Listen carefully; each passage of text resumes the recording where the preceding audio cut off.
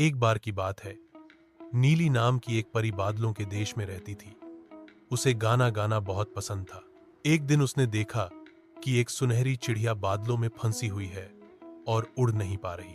नीली ने धीरे धीरे अपनी जादू की छड़ी से बादल हटाए और चिड़िया को आजाद कर दिया। चिड़िया ने खुशी में कहा, तुमने मेरी जान बचाई, मैं तुम्हें कभी नहीं भूलूंगी। कुछ दिनों बाद नीली को आसमान से एक जादुई पंख इनाम में मिला, जो उसे जितना चाहे उतना तेज और दूर उड़ने की ताकत देता था। नीली ने पंख को संभाल कर रखा और जब भी वह उड़ती, सुनहरी चिड़िया उसके साथ गाती,